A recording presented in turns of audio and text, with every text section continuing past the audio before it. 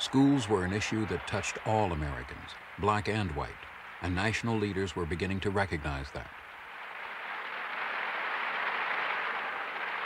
Can we honestly say that it doesn't affect our security and the fight for peace when Negroes and others are denied their full constitutional rights, when we in this country... This kind of rhetoric raised black hopes that the new president would lead the nation in a new commitment to civil rights. In 1961, a black man named James Meredith would test that commitment when he filed suit for admission to the University of Mississippi. His lawyers were Jack Greenberg and Constance Baker Motley of the NAACP. When the Meredith case was filed, it coincided with the Freedom Riders' arrival in Mississippi, which, of course, was not a good context in which to bring that suit. But those were historical developments which we could not control because it was a genuine revolution on the part of black people.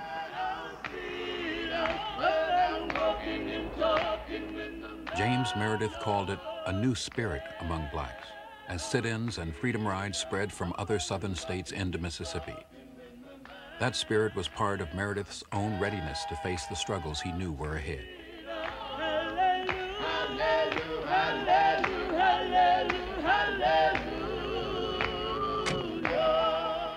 What made you decide on Ole Miss?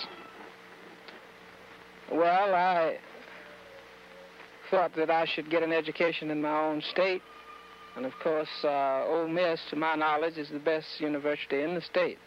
And also, it's the only school that offers the courses that I'm particularly interested in. Well, you say you were interested in going to the University of Mississippi even as a boy.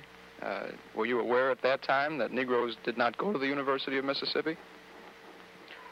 Well, I've been aware for a long time of the so-called place for the Negro. Yes, I've been aware. Therefore, you've wanted to overcome this barrier since you were a boy. That's right. I think that the facade that he would present to the public was one that was somewhat cold, somewhat cocky, but it was necessary to do that in order to protect himself, because after all, he was a human being with feelings, with fear. Friends, I'm a Mississippi segregationist, and I am proud of it. Mississippi, from its governor on down, was the most militant of the segregationist states. It was the home of the Citizens Council, a group formed specifically to defeat integration. In 1955, the Citizens Council had helped crush the first attempts at desegregation in the state by using economic threats and violence. We must eliminate the cowards from our front lines. You did not elect me governor of Mississippi to bargain your heritage away in a smoke-filled hotel room. The governor took a very active role in talking about the threats that the state would make on its blacks who would try to enter the school. It was an effort to instill fear in the hearts of blacks, and it was also an effort, and a very successful one, to arouse fear and a kind of frenzy in the white community to fight back. Myrlie Evers' husband, Medgar Evers, was head of the state NAACP. Evers himself had once tried to integrate Ole Miss, and now he counseled James Meredith. It was a long, hard legal battle. Finally, after 9 months, the district court ruled there was no policy of segregation at Ole Miss. It was so unreal for the Mississippi to argue and for the judge to hold that there was no policy of segregation at the University of Mississippi. Everyone in the state of Mississippi, and I'm sure almost everyone in the entire country, knew that there was segregation in the state of Mississippi. And for the university to assert that there was no segregation, and for the court to find that there was no segregation, was just like a land of fantasia. The Court of Appeals reversed the decision, ruling Ole Miss must accept James Meredith. The question then, as in Little Rock, was who would enforce the order, a question the court asked directly to the president's representative. It was always clear as crystal, and I personally made a commitment, knowing the president would back it up, to the Fifth Circuit sitting en banc, all 9 of them, that whatever force was necessary to make their order effective would be applied. I have made my position in this matter crystal clear. I have said in every county in Mississippi that no school in our state will be integrated when I am your governor. I now call on every public official and every private citizen of our great state to join with me in refusing in every legal and every constitutional way, and every manner available, my friends, to submit to illegal usurpation of power by the Kennedy administration. The conflict was crystal clear, but the politics were not. The president and his advisors were determined Meredith would go to Ole Miss. But Kennedy was also determined to avoid direct involvement, which could cost him key Southern Democratic support. The president wanted a political solution. And caught in the politics was Ole Miss. The Board of Trustees supported Barnett. Most of them did not want to integrate, but they didn't want to see the university shut down because of James Meredith.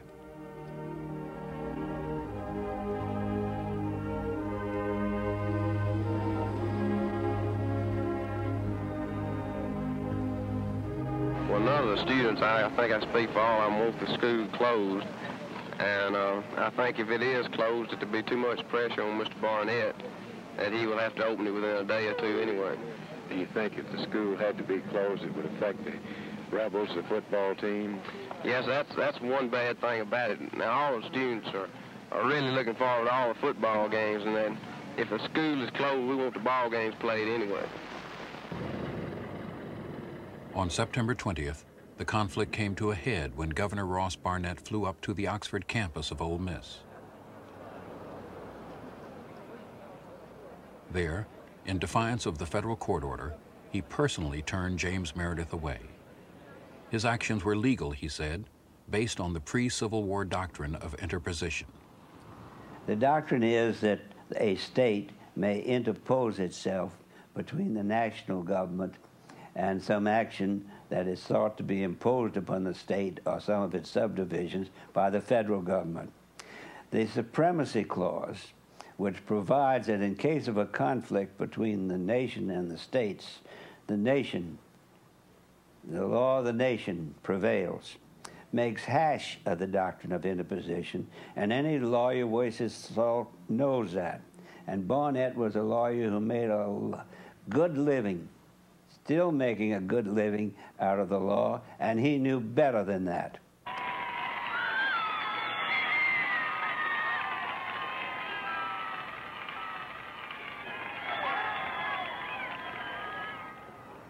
Five days later, on September 25th, armed with more court orders on his behalf, James Meredith tried again to register at the University of Mississippi, this time at its Jackson office, and this time accompanied by John Doerr of the Justice Department and U.S. Marshal James McShane. This is Hagan Thompson at the State Office building in Jackson. James Meredith has just arrived in the custody of federal officials and apparently making his way up to the 10th floor to register. And in they go, and we'll switch now in just a moment. The crowd is booing lustily inside the Woolfolk building. Have a crowd of several thousand inside and out.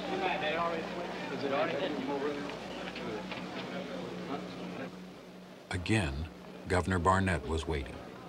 I took an oath when I was inaugurated governor of this state to uphold and to try to maintain and perpetuate the laws of Mississippi. Gentlemen, my conscience is clear. I'm abiding by the Constitution of the United States, and the Constitution of Mississippi and the laws of the state of Mississippi. I got to admit, I was surprised when I got to the door of the Regent's office, and when the door opened, there was on the threshold was the governor of the state of Mississippi there blocking the door. I got to say to you that I didn't anticipate that. And he had a proclamation, and he read it, in which the end line was, I refuse to register you under the authority of the laws of the state of Mississippi. So we left.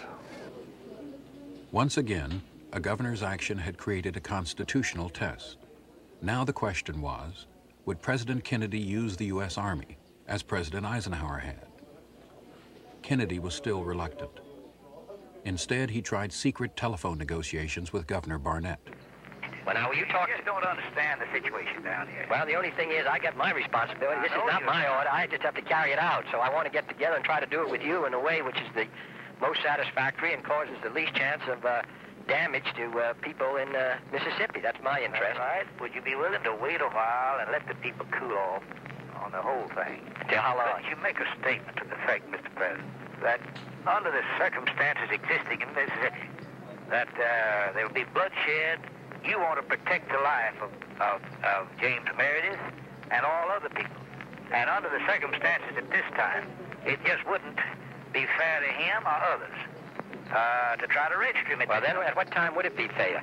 Well, we could wait. I don't know. It might be in 2 or 3 weeks. It might cool off a little. Well, would you undertake to register him in 2 weeks? Well, now, you know, I can't undertake to register myself, but you all might make some progress that way. Yeah, well, we'd be facing it. Unless we get your support and insurance, I'm going to cooperate. If the federal government had told Governor Barnett, we're coming in and we're going to maintain order and we're going to register Meredith, they would have had my complete respect and cooperation. They didn't do that. And by the same token, the governor was so obsessed with the idea of maintaining our way of life that was the ultimate objective. And with those two points of view, and with the two political leaders trying to make each other look as good as they could, the situation just got out of hand. The situation in Oxford was becoming very tense as hundreds of people streamed into the area to defend Ole Miss and the Southern way of life. We have had reports throughout, not merely the students, but of all kinds of people pouring in cars in order to prevent Meredith from being admitted to Ole Miss. One has to remember also that that was the squirrel hunting season in Mississippi, so there were literally hundreds, thousands of guns. Every pickup truck had a couple of guns in it, so that the situation was really very dangerous.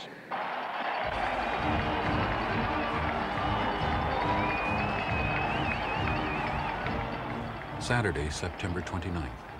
The Ole Miss campus was deserted as the students flocked to Jackson for the football game against Kentucky.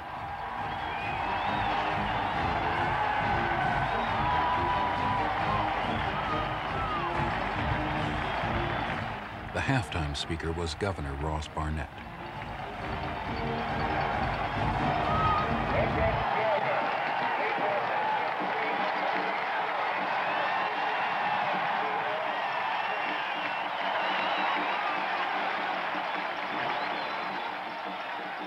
I love Mississippi.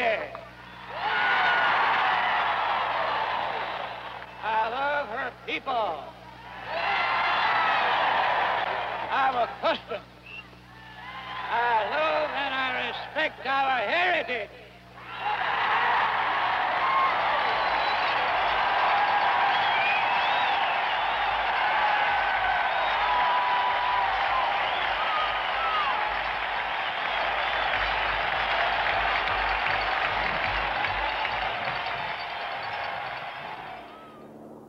The next day, Sunday, September 30th. Finally, President Kennedy decided the time had come to enroll James Meredith at Ole Miss. He sent several hundred U.S. Marshals to the campus to prepare. And he announced he'd make a special speech to the state that night. Sunday evening, when I flew down in a government plane to the airstrip at the University of Mississippi, and we had marshals already down there. We had about 400 or 500 marshals sworn in as from the prison guards, from the Border Patrol, from the U.S. Marshal Service, from any other place we could find reasonably trained law enforcement officers. And they were themselves an irritant to the students who were returning from a football weekend. And we had no place to sort of hide the marshals. We were around the Lyceum building, which was the center of the campus, and unbeknownst to us, a sort of a tradition and a place of great honor. Students came, and of course, they saw the marshals. I know I got angry when I saw the marshals. It seemed a betrayal. It made me mad. You know, why are these people here when we haven't done anything? And people who behave themselves, and you know, what is going on? And I caught myself really with some of these feelings. After the marshals had secured their positions, James Meredith was flown into Oxford Airport and driven to a secret location at Ole Miss. The crowds didn't know where he was, but they knew he was on campus. And at 8 o'clock, just as the president went on the air, Ole Miss turned into a battlefield.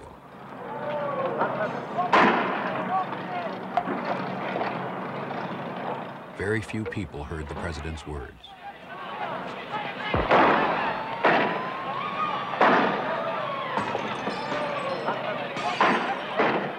Americans are free and sure to disagree with the law, but not to disobey it. For in a government of laws and not of men, no man, however prominent or powerful, and no mob, however unruly or boisterous, is entitled to defy a court of law. The eyes of the nation and all the world are upon you and upon all of us. The marshals were ordered not to use guns against the rioters, who were shooting and throwing Molotov cocktails. And the rioters were targeting the media, smashing cameras and attacking reporters.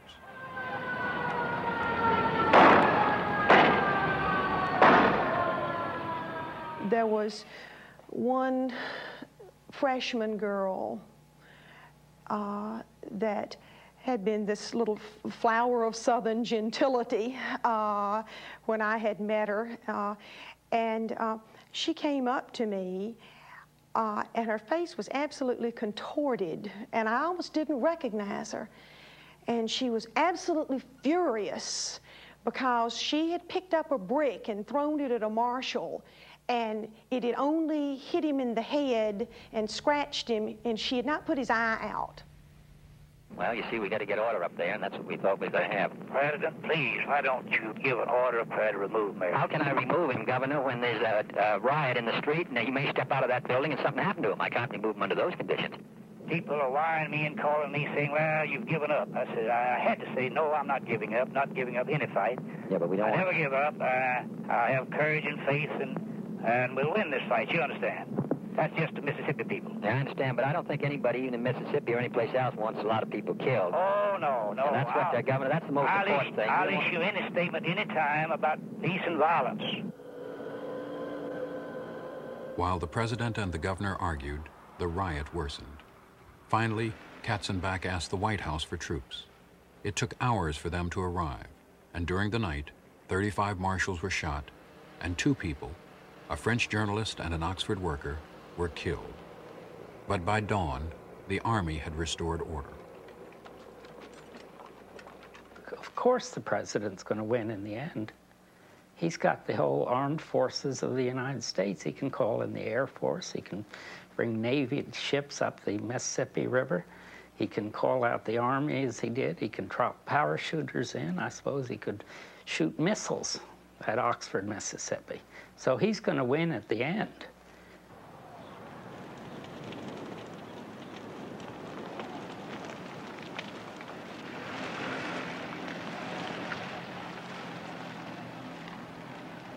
I recall driving to the campus, and I guess when I got to the circle was when I really saw the impact of the riot the previous evening.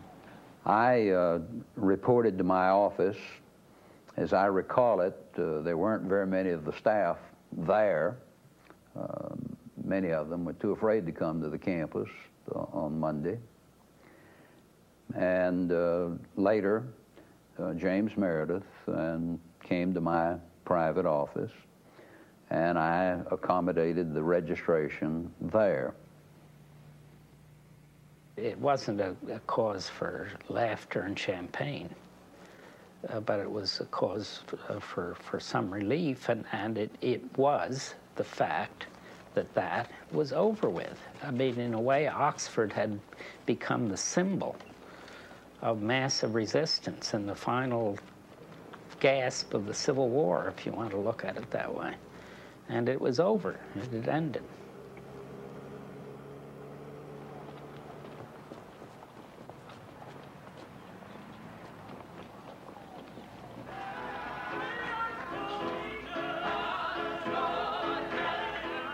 Sir, there's been a great deal of turmoil and conflict. 2 people have been killed. Do you have any feelings of guilt? Have you given it any second thoughts?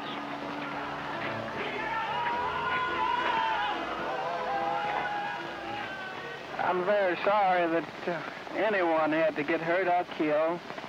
But of course, I think that's an unfair question to me. I don't believe any of you believe that I had anything to do with that. How are you getting along in school, sir? Just fine, just fine. How are the students have you been talking to? Has there been any reaction? No, just acting like students, I suppose. Is this a kind of a lonely life for you, despite all these people around you? I've been living a lonely life a long time.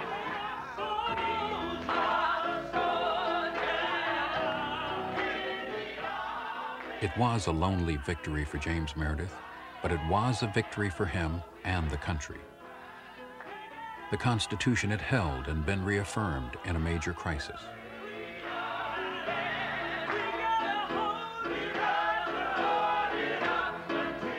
Thousands of black people felt the victory and saw James Meredith as an example to follow, a symbol, like the Little Rock Nine, of their own power to move the nation.